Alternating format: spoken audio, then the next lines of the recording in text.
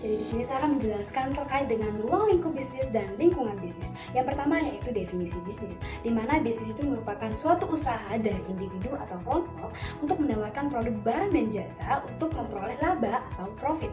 Yang kedua tentunya maksud dan tujuan dari diadakannya bisnis ini adalah untuk yang pertama memenuhi kebutuhan sehari-hari dari konsumen itu sendiri. Selain itu juga untuk memperoleh keuntungan dari suatu usaha.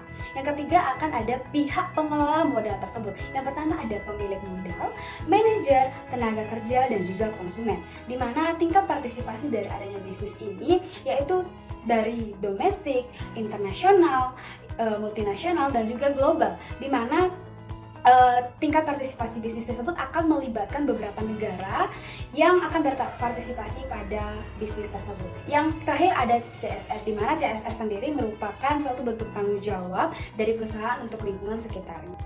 Tadi saya sudah menjelaskan terkait tingkat partisipasi dari bisnis tersebut, salah satunya yaitu tingkat partisipasi multinasional, di mana salah satu contohnya yaitu produk dengan brand Nike, di mana Nike ini merupakan salah satu produk sepatu yang sangat ternama yang sudah berhasil memasarkan produknya ke berbagai negara seperti Amerika Serikat, Eropa, Asia Tenggara, Jepang, bahkan Cina. Nah, di mana brand ini sudah sangat diminati oleh banyak konsumen. Saya akan menjelaskan materi yang kedua yaitu bentuk badan usaha. Yang pertama jenis badan usaha. Terdapat 6 jenis. Yang pertama perusahaan perseorangan yang dimiliki oleh satu orang. Yang kedua firma yang dimiliki oleh 2 orang atau lebih dengan dua bersama. Yang ketiga CV yang dimiliki oleh lebih dari 2 orang yang terdiri disebut aktif dan pasif. Yang keempat ada PT yang dimiliki oleh orang dengan modal terbagi dalam saham. Yang kelima ada koperasi yaitu yang dikelola anggota untuk kepentingan bersama. Yang keenam ada perusahaan negara atau BUMN. Yang ketujuh perusahaan daerah atau BUMD, dan yang kedelapan ada yayasan. Yang kedua izin usaha. Setiap badan usaha harus memiliki izin usaha yang sesuai dengan izin usahanya, seperti SIUP untuk usaha perdagangan, izin domisili, izin mendirikan bangunan, serta surat izin lainnya. Yang ketiga persyaratan dokumen. Nah, dalam mendirikan sebuah usaha, persyaratan dokumen yang wajib ada di setiap bentuk badan usaha, baik itu perusahaan perseorangan, firma, PT, koperasi maupun bentuk badan usaha lainnya adalah KTP, NPWP, TDP, akta pendiri, surat izin usaha, serta izin-izin lainnya yang relevan dengan jenis dan bidang perusahaan itu. Yang keempat ada jenis badan usaha, ada 6, yaitu yang pertama joint venture, itu kerjasama antara perusahaan dari beberapa negara untuk mencapai ekonomi yang lebih padat. Yang kedua kartel, kesepakatan perusahaan untuk mengontrol pasar. Yang ketiga merger, yaitu penggabungan perusahaan. Yang keempat ada akuisisi, yaitu pengambilan alih kepemilikan perusahaan. Yang kelima ada trust, kerjasama beberapa badan usaha untuk memusatkan kekayaannya dan bersifat tetap. Yang keenam holding company, yaitu perusahaan induk yang mengendalikan beberapa perusahaan. Studi kasus pada materi bentuk badan usaha ini yaitu Dupremensu, yang mana tidak memenuhi persyaratan izin usaha, yaitu pendaftaran merek dagang, di mana sengketa hak merek dagang antara domain Onsu dan BINIS yang sama. Ini mengingatkan kita bahwa bisnis yang beroperasi tanpa izin dan pendaftaran yang lengkap dapat menghadapi denda, penutupan, atau bahkan gugatan hukum. Globalisasi dan bisnis internasional. Globalisasi ekonomi adalah proses aktivitas ekonomi atau perdagangan yang terintegrasi tanpa hambatan atau batas teritorial negara. Adapun ciri-ciri globalisasi ekonomi, yang pertama, setiap orang bebas menyelenggarakan kegiatan ekonomi. Yang kedua, kegiatan ekonomi dilaksanakan oleh pihak swasta dan perorangan dengan didorong oleh prinsip mencari keuntungan maksimum.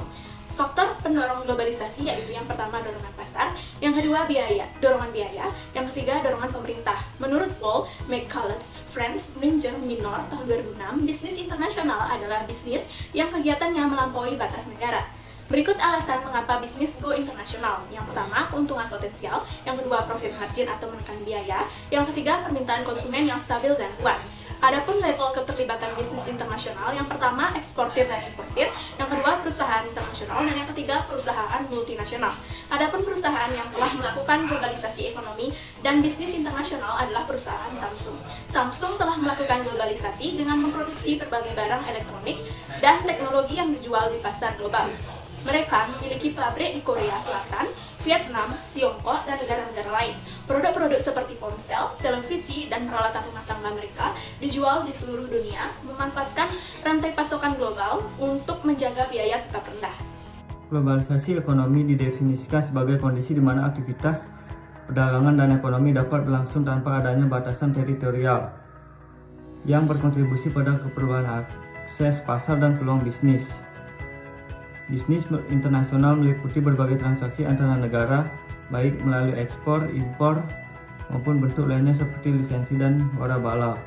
Ada beberapa faktor pendorong globalisasi diidentifikasi, termasuk biaya produksi yang lebih rendah di negara-negara tertentu, kebijakan pemerintah yang mendukung perdagangan internasional, dan kemajuan teknologi yang mempermudah komunikasi. Ada 3 level keterlibatan dalam bisnis internasional. Yang pertama, bisnis domestik, bisnis multinasional, bisnis global.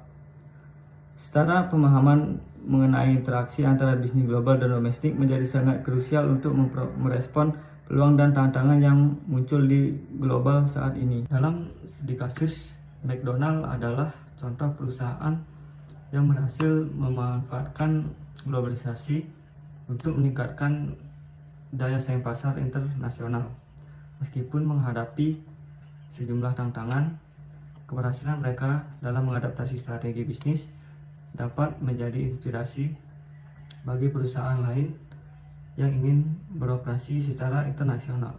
Baik, di sini saya akan menjelaskan chapter 4 yang dimana ada bentuk organisasi bisnis dan juga ekspansi bisnis.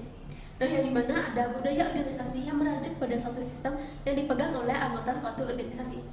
Budaya organisasi ini dibagi menjadi 2. Yang pertama ada keanekaragaman budaya organisasi, terus yang kedua ada budaya kuat dan juga budaya lemah. Baik, selanjutnya saya akan menjelaskan tentang definisi UKM dan UMKM. UKM ini adalah menekankan usaha kecil yang sifatnya perorangan. Terus yang kedua ada UMKM, adalah usaha mikro kecil menengah yang sifatnya berkelompok. Adapun perbedaan UKM dan UMKM. Yang pertama ada omset usaha. Mikro 300 juta per tahun, kecil lebih dari 300 juta sampai 2,5 miliar, menengah maksimal 50 miliar. Selanjutnya ada kekayaan bersih usaha. Nah, yang dimana mikro 50 juta, kecil kurang dari 500 juta, menengah maksimal 10 miliar. Untuk contoh kasusnya ada perusahaan Starbucks, yang dimana perusahaan ini didirikan pada tahun 1971. Perusahaan Starbucks ini adalah salah satu perusahaan kopi terbesar di dunia. Adapun perusahaan Starbucks menggunakan bentuk organisasi bisnis untuk ekspansinya, yang dimana Starbucks juga membuka gerai dengan mengoperasikan anak perusahaannya di berbagai negara, seperti di negara Eropa. Nah, hasilnya perusahaan Starbucks ini terbukti sukses dengan lebih dari 32.000 di 80 negara hingga tahun 2023. Baik, di sini saya akan menjelaskan tentang pengelolaan dan juga pengorganisasian bisnis. Nah, tentu itu adalah suatu proses dan juga tujuan untuk mencapai dalam menggabungkan sumber daya yang ada di organisasi atau perusahaan tersebut. Nah, itu ada fungsi manajemen. Fungsi manajemen itu ada 4, yaitu planning, organizing, accounting, dan juga controlling. Lalu ada level manajemen. Level manajemen itu terdiri dari top manager, middle manager, dan juga manager leading. Nah, selanjutnya ada peranan manajemen. Peranan manajemen itu ada interpersonal, informasi, dan juga pengambilan keputusan. Nah, selanjutnya ada keterampilan manajemen. Keterampilan manajemen itu terdiri dari teknis, intervensional, dan juga konseptual.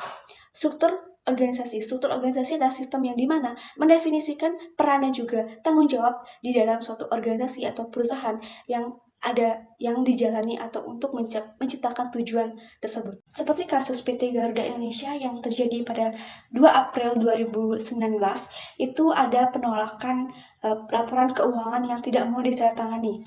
Itu ada 2 komisaris dari PT Garuda Indonesia yang tidak mau menandatangani surat laporan keuangan karena tidak sesuai dengan persyaratan standar keuangan akuntansi, yang itu disebabkan oleh ada terlibat piutang dari PT Mahatma Aeroteknologi. Manajemen sumber daya manusia. Manajemen sumber daya manusia merupakan proses yang dilakukan untuk mengatur dan mengelola pelaksanaan dari sumber daya manusia di dalam suatu perusahaan atau organisasi untuk mencapai tujuan organisasi. Yang selanjutnya ada fungsi manajemen SDM, yaitu yang pertama ada perencanaan SDM, penarikan dan seleksi karyawan, pelatihan dan pengembangan, evaluasi kerja, pemberian kompensasi serta pengawasan. Yang selanjutnya ada konteks hukum RSDM dan tantangan. Konteks hukum yaitu ada kesetaraan dan kesempatan kerja tanpa diskriminasi dan kesehatan karyawan serta diskriminasi khusus. Yang selanjutnya ada tantangan di mana keanekaragaman angkatan kerja dan pengelolaan karyawan skill khusus. Yang selanjutnya ada serikat buruh dan kolektif bargaining di mana merupakan cara untuk menyuarakan kepentingan karyawan terhadap manajemen melalui pembentukan organisasi. Dan selanjutnya ada rekrutmen, seleksi, dan pengembangan, di mana di rekrutmen terdapat job analisis, kualifikasi kemampuan, dan bakat pelamar. Dan selanjutnya ada seleksi, yaitu penentuan tenaga kerja untuk mengisi jabatan yang kosong, serta fokus pemikiran dan pengalaman. Dan selanjutnya ada pengembangan, yaitu metode understudy serta metode job relationship. Adapun kasus Contoh kasusnya itu PT Grab Holding, di mana diskriminasi terhadap penyandang disabilitas, di mana PT Grab Holding ini menghadapi kritik setelah seorang calon mitra turut diperlakukan tidak baik selama proses wawancara, di mana kasus ini menunjukkan penyimpangan dalam fungsi operasional manajemen SDM, terutama dalam aspek rekrutmen dan pemeliharaan karyawan. Baik, di sini saya akan menjelaskan materi motivasi kerja. Motivasi kerja sangat berpengaruh pada kinerja, semangat, disiplin, dan prestasi karyawan. Motivasi kerja dapat bersifat intrinsik dan ekstrinsik. Intrinsik berasal dari dalam diri sendiri dan ekstrinsik didorong oleh penghargaan dari luar. Teori motivasi seperti teori X dan Y, MC Gregor, hierarki kebutuhan Maslow, teori ERG, Eldeford, dan teori dua faktor Hilbert menjelaskan berbagai aspek yang memotivasi karyawan, mulai dari kebutuhan dasar hingga aktualisasi diri. Perusahaan dapat mengelola motivasi karyawan dengan komunikasi efektif, pemberdayaan variasi pekerjaan, dan mendorong jiwa kewirausahaan untuk mencapai lingkungan kerja yang positif dan produktif. Berikut adalah contoh studi kasus tentang motivasi kerja di Indonesia, yaitu PT Sinar Jaya, perusahaan di Surabaya mengalami perusahaan produktivitas karena motivasi kerja karyawan yang rendah, sehingga setelah melakukan survei, perusahaan menerapkan program penghargaan bulanan dan pelatihan keterampilan dalam 6 bulan. Produktivitas meningkat 15% dan retensi karyawan naik 20%, menyoroti pentingnya pengakuan dan pengembangan diri.